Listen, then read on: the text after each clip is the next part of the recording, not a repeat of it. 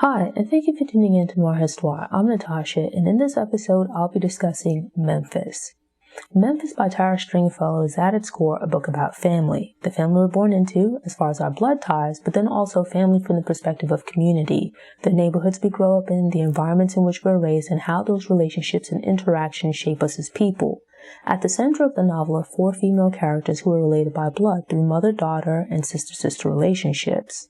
The bulk of the story rests on the relationships between these four women, and they are Hazel, August, Miriam, and Joan. Hazel being the mother of August and Miriam being the mother of Joan. So pretty much what you have here is the story being told over the course of 3 generations within this family. In a sense, it's a family saga, which is, kind of a genre that I'm finding I've really grown to enjoy. Seeing the development of not just individual characters over time, like one individual over time, but to see how over generations a family develops, how the experiences of an ancestor affects who they become, then how that trickles down into future generations and affects like their descendants. So in this case, the story takes place over the course of about 70 years, beginning with Hazel in about the 1920s or so, when she's living in Memphis with her family.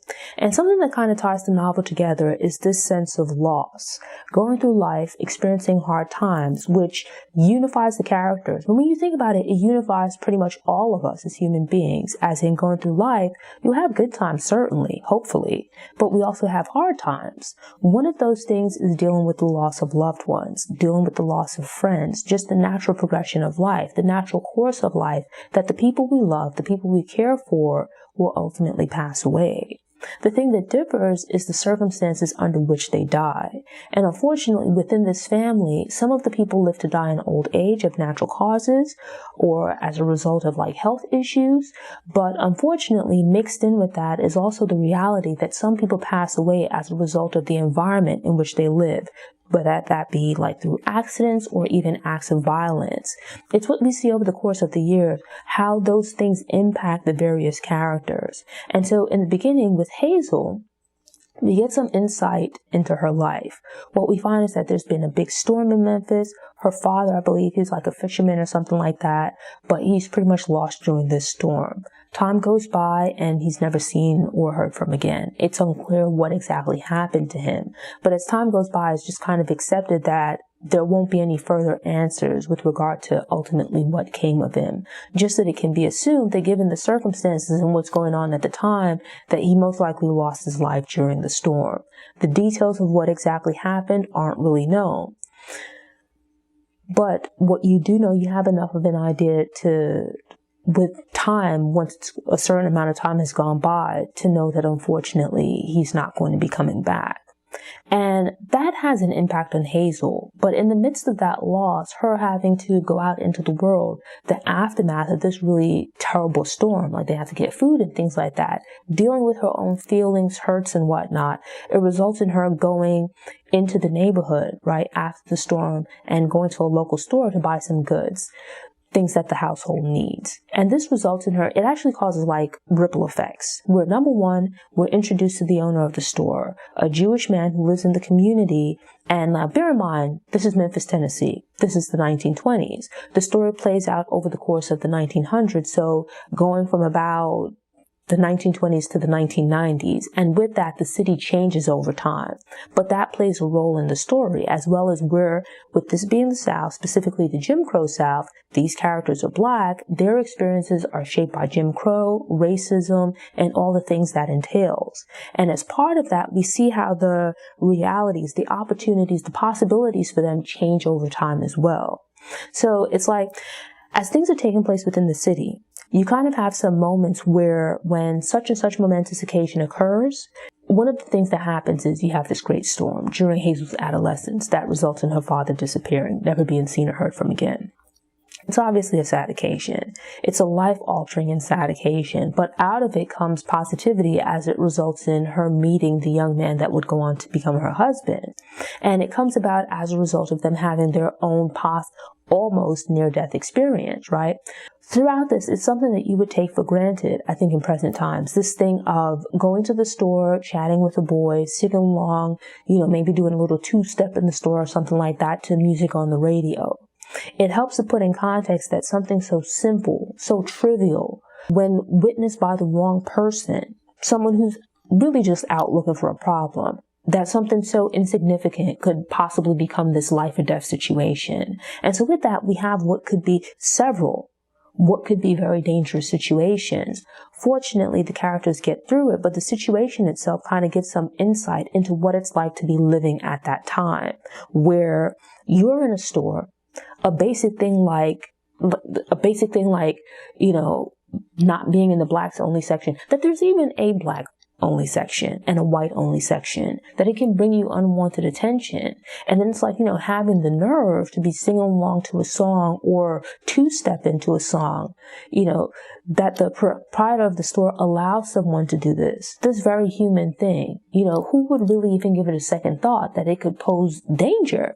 And it's like it ends up becoming the spark of like a lifelong, actually generations long friendship between Hazel and the owner of the store that would go down through the generations. But then it also serves to kind of strengthen the bond, to create this bond between her and the young man that she meets, where under other circumstances, they probably would have just crossed paths and then gone about their business. But this shared experience results in them spending more time together, talking to each other. One thing leads to another, and they end up spending quite a bit of their adolescence together, making plans for the future. And it's like, unfortunately, this thing again of the environment in which they're living having a tremendous impact on them in their lives. They have these wonderful plans. It's actually a very beautiful relationship between them. So often in Black storytelling, and I'm not saying that it never happens, but you don't really get the stories that you kind of get with more mainstream media. This, young man, young woman meeting, going through this thing of having these adolescent experiences, and then going on to spend their lives together. Because so often in the bridging or the representing, like the reality of Black people, it's like, outside forces kind of intervene. And quite often these aren't the stories that we hear about young Black people. But it's a little bit refreshing here because you get some of that. This thing where these two teenagers meet, regardless of whatever the circumstances are, but they meet, they begin dating. It's this very sweet relationship where, they spend their time together planning for their futures, dreaming about their futures. And we get the pleasure of seeing them make some of those things a reality. One of which is that the young man, he has this plan, or part of his dream, part of his vision is making something of himself and getting to the point where he's able to not just buy, but to build a house for Hazel, to build a house with his own hands, right? Sort of like, it's this concept of like a Taj Mahal to their love, right? This is going to be like his Taj Mahal to her. Building, it's just like, it's actually really beautiful. And even more so that he's able to achieve this goal, to make it a reality. But then you have this thing looming in the background where, given the circumstances, the precariousness of being Black in the South, there's potential danger around every turn. And part of that, an unfortunate result of that, is that ultimately, some terrible things happen to him. Having achieved the number of firsts, like becoming the first Black detective in the city, but at the same time having to deal with racism and all of these other factors. He goes on to achieve great things, but at the same time experiences quite a number of negative things as well. Much of the negativity that the city has to offer. So it's like they started these grand plans together, these things that they envisioned together, but it's cut short. And so there's this thing in the family, a sense of community, where previously during Hazel's, going to the store, a member of the community stepped in and helped save her, right? And it's like here again, following the death of her husband, where, she's now a young woman. I think this would have been like the 50s or something like that, maybe the 60s, with one child. And there's now this threat hanging over her head. As these individuals that killed her husband, she's now left by herself to take care of this child in this home that they have. And once again, the community steps in to provide physical security, to ward off whatever threat might be brewing out there, and then also to offer emotional support. They stop by, they drop off casseroles, they check in on her, they check to see if she's okay, if there's anything that she needs, being there for her in both the physical and also emotional sense. And so from there, we then move forward to the generation of August and Miriam. Well, really to clarify, the book doesn't move in linear fashion, right? It doesn't move along chronologically. It rather jumps back and forth. But ultimately, it jumps back and forth even within the lifetime of the individual characters. But for our purposes, I'm going to somewhat move along in chronological fashion, just make it easier to follow. So the next generation would be Miriam and August, sisters to each other, and then also the daughters of Hazel. But it's stated from pretty much upfront that August and Miriam don't share the same father. They have different personalities, they look different, they're decidedly their own people. And well, one of the first key things is that Hazel's experience, going back to this incident, this run-in that she had at the store, which introduced her to the young man that became her first husband, it had an impact on her. But then she also experienced his murder, right? And that coincided with the civil rights movement. With the story, these events taking place in Memphis, there would be some really big events taking place right nearby that would play a large role in her life. This thing of Memphis being located in the South, right, with it being one of the largest southern cities, resulted in quite a number of civil rights activists moving through town. And then it's like, with the sanitation strike, the assassination of Dr. Martin Luther King Jr. taking place in the city, those events, like Hazel bears witness to some of those events. And as a result of that, we see not just in her day-to-day life, but the impact of living through those events, in the sense that it helps to kind of scale down some of those events to put you in the frame of mind of what it might have been like for an individual. Obviously not like Dr. King or his wife or one of his friends, but someone from within the community bearing witness to these events, the lead up to his assassination, the strike, and then just also the day-to-day living in such a society, in such a community. And with that, we get to bear witness to her experiences, but then also the manner in which it changes and transforms her as a person, where eventually she ends up becoming involved to a degree in the civil rights movement in her own way. So it kind of helps to scale down the movement a little bit, to scale down the perspective. I'm actually finding that I'm enjoying more and more of these kinds of books, right? Number one, family sagas, where you get the story of a family over time, but then also historical fiction that kind of helps, where it's not from like the perspective of major figures from a time period, but rather like fictional characters that allow you to kind of envision what it might have been like for everyday people to go through these events, to bear witness to these events.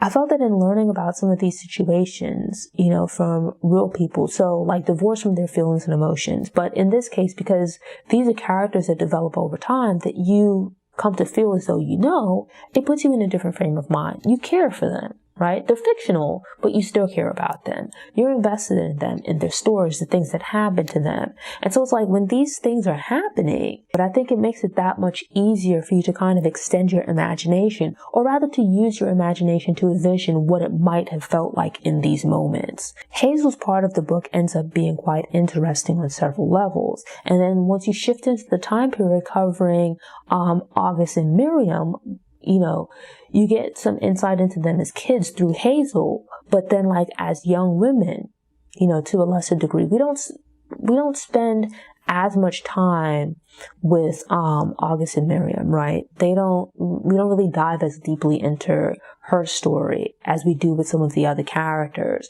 But through her, we gain an understanding of some important, secondary characters. So Miriam would become the mother of Joan and Joan's sister. I can't remember her name right now. And August would become the mother of a son. His name is Derek. So Joan's sister is Maya. So Marion is the mother of Joan and Maya, while August is the mother of Derek. And really, the book is primarily told through the perspective of Joan. But when it first begins, it starts off with Miriam arriving at August's home. Well, it's now August's home. It's really where, the mom had lived, the house that the mom and dad had built. But August lives there. And at this point in time, Joan is 10, I think. I don't really remember how old Miriam would have been. I think like maybe in her 20s to early 30s, something along those lines. And when she arrives, it's a result of her fleeing her husband, Jax. So it starts off with Miriam's parents having this loving relationship, right?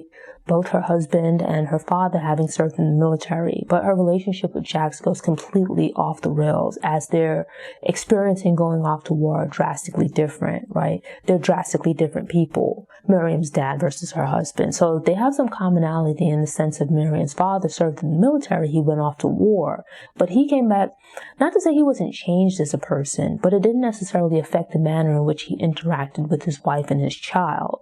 Miriam wasn't born at the time her father died. Her mother was still pregnant. But he went off to war, and despite his experiences, he came back, still affected certainly in some ways, but for the most part, he was still the loving man that had left. And something that we see here is that he has these trying experiences. He experiences danger as a soldier and then later as a police officer, but he kind of maintains a division between his home life and his life out in the world. And so the things that he might see and experience out in the world, that division kind of allows him to maintain a sense of balance.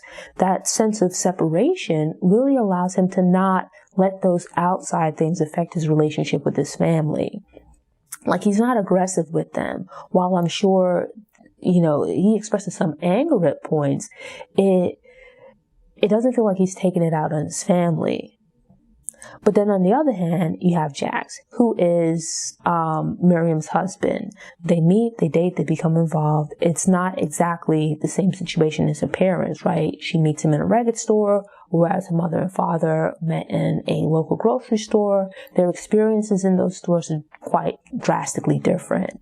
But ultimately, they end up dating and then getting married. But unfortunately, Jax has some experiences, right?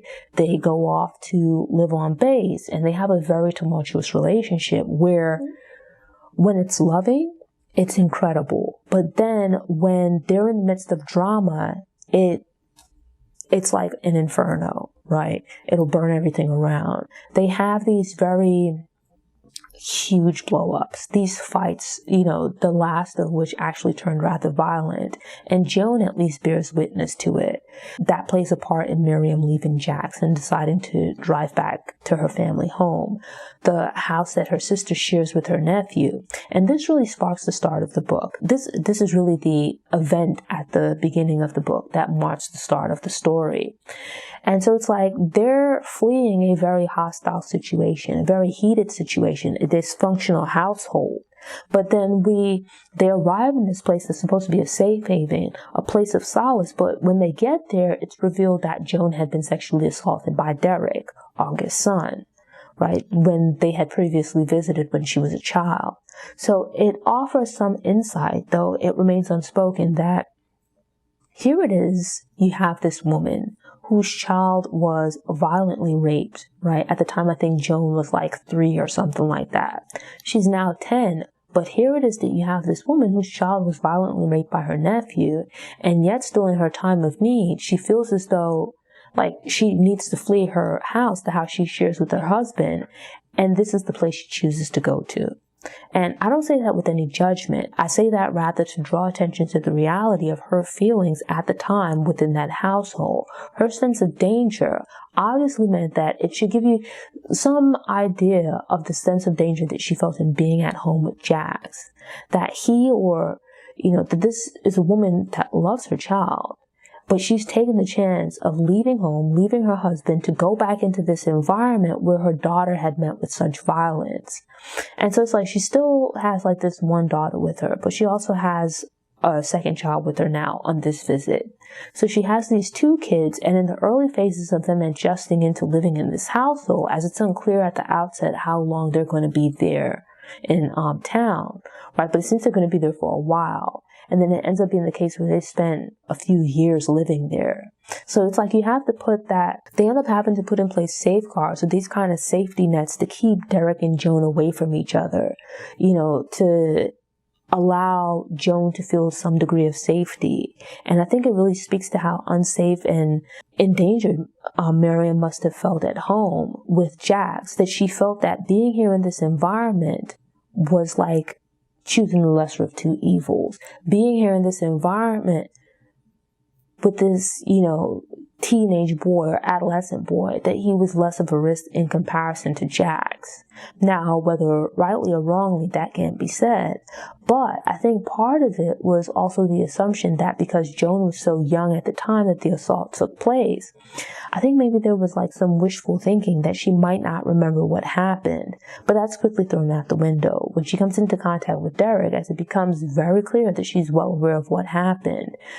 It's a traumatic experience that she has an extremely negative reaction in coming face to face with Derek. And it's this kind of unease that colors the rest of their time in the house. It really plays a role in her and her development. And so as the story shifts into her perspective, as I said, the story jumps back and forth. So really it starts with her arriving at this house before traveling with her mother all of this distance to get away from her dad, only to arrive at this environment, at this home that had presented such danger to her in the past. And all that entails this thing of, whatever his flaws and shortcomings, the girls had loved their father. He was a loving father towards them, but at the same time, he could also flip and become very violent. And so with that, there's this confusion, or having the reality they did in their day-to-day life, right, upset by being taken away from their father, from their family home, this environment that they've known throughout childhood, to now being ripped out of that environment and taken to this other place that Joan at least does not necessarily feel represents safety. It's a place of safety for her mother, and her mother ultimately makes the choice that at least for the time being, this is the best place for them, and that with proper safeguards in place, that, she should be able to do all that she can to keep Joan safe. It becomes this conversation of generational trauma, where as we learn the stories of individual women, we learn about the things that they've been through, but also learn about the trauma experienced by the male characters as well. This thing of their grandfather, Hazel's father, him being lost during the storm, his body never really being recovered.